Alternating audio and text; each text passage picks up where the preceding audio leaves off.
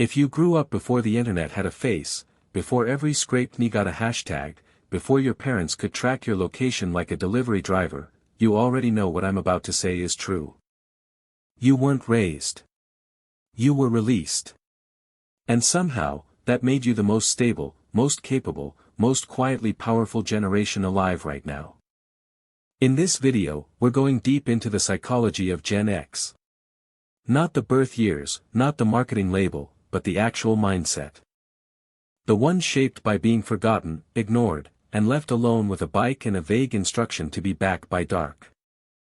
We're going to look at why that childhood, the one modern parenting books call a tragedy, accidentally built the most resilient adults of our time. Stick with me. Because by the end of this, you'll understand why the people running your office, your hospital, your kid's school, are quietly the calmest people in the room. And why nobody ever talks about it.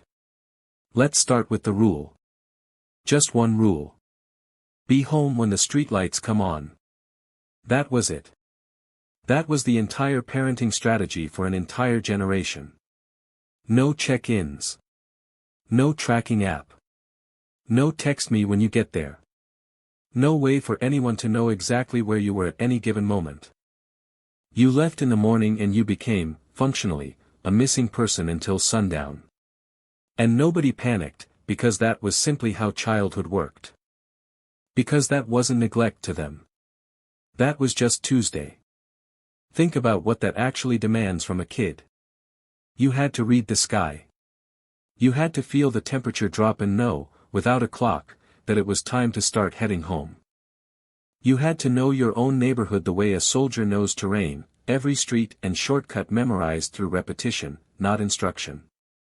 Which yards had mean dogs, which fences had gaps, which shortcuts saved you 4 minutes when you were racing the dark. Nobody taught you that. You built it. Alone. Out of necessity. Piece by piece, mistake by mistake, until it became instinct. And here's the part that nobody talks about.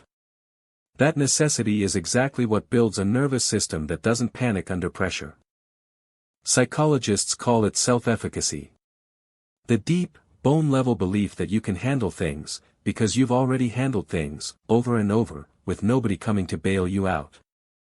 You didn't get that belief from a participation trophy. You got it from solving your own problems in real time, at age 8, with zero backup. And that belief doesn't fade. It compounds.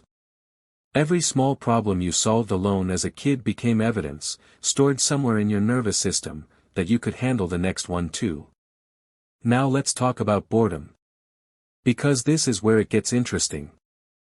There were 3 TV channels. Maybe 4 if your antenna was feeling generous, and even then, half of it was static.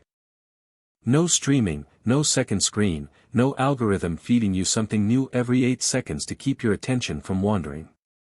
If it rained on a Saturday, you were stuck with your own brain and nothing else. And your brain, starved of stimulation, did something remarkable. It started making things up. You built a fort out of couch cushions. You invented a game with rules only you understood, rules that made perfect sense in the moment and meant nothing to anyone else. You took apart something you weren't supposed to take apart, just to see how it worked. That's not a cute nostalgia detail. That's neuroscience. Constructive boredom, the discomfort of having nothing to do, is one of the most reliable triggers for creative problem solving the brain has. You weren't just bored. You were training your prefrontal cortex to generate its own entertainment, its own structure, its own meaning, without outside input. That's a skill most people now actively avoid building, because the moment boredom starts to creep in, a phone is already in their hand. Pause for a second and think about that. How often do you let yourself be bored now? Really bored. No phone, no scroll, just your own mind and the silence sitting there, uninterrupted. Because that silence used to be a skill. And it's one a lot of people have quietly lost, without even noticing it slipping away. Now here's something a little heavier, and it matters. There was no buffer between you and consequence. You fell off the bike, you didn't call an ambulance. You checked if the bike was okay first, then yourself, because priorities were priorities. You learned the difference between scary and dangerous through your own skin, not through a warning label or a worried adult standing nearby.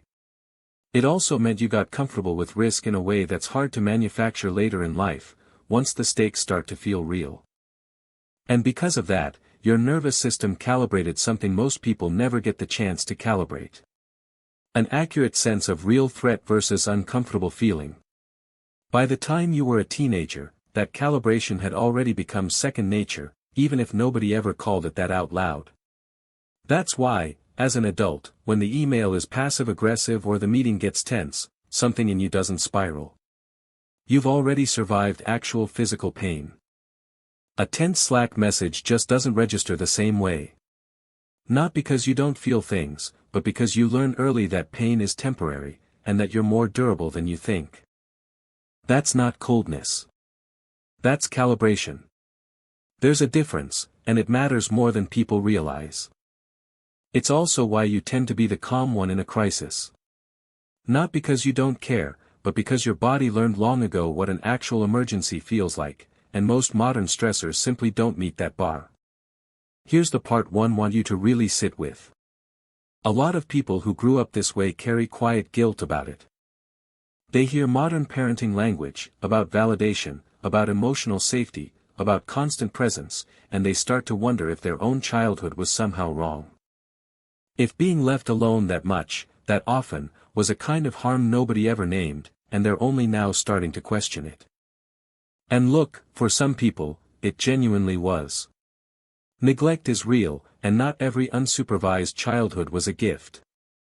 Some kids needed an adult who never showed up, and that absence left something behind that no amount of, it built character, can fully explain away. If that's your story, I'm not erasing it. That pain is allowed to be real too, and it deserves its own honest reckoning, not a tidy reframe. But for a lot of you, what you're carrying isn't trauma. It's an unprocessed strength, something good that never got named as good. Something that built you, but that you were never told was building you, so it just felt like being alone, like an absence rather than a gift.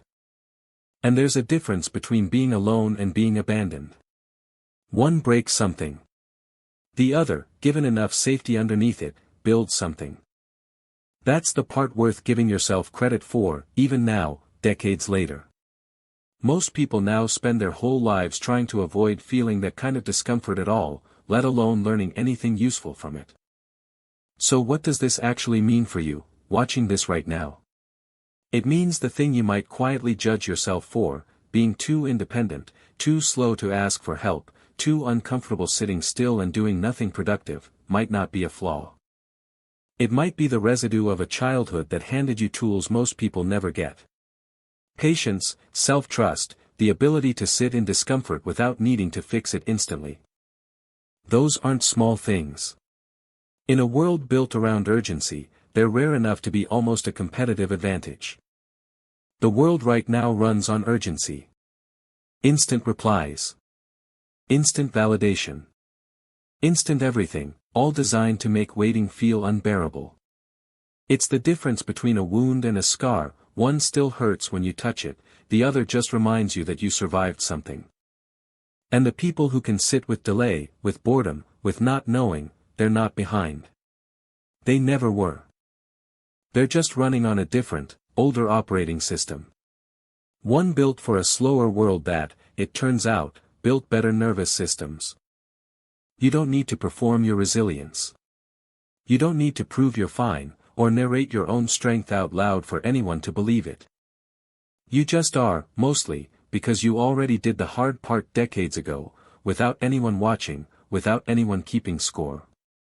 And maybe that's the quiet thread running through all of this. The most important parts of who you became happened when nobody was paying attention. No audience, no validation, no one clapping when you figured something out on your own. You just did it, and then you moved on to the next thing. So if you're one of the people who learned how to be alone with yourself before the world ever taught you how to perform for an audience, that's not something to apologize for. That's something to actually be proud of, quietly, the way you've always done everything. Like to learn more about human psychology? Like, comment, and share this video. Subscribe my channel now. Thank you for watching.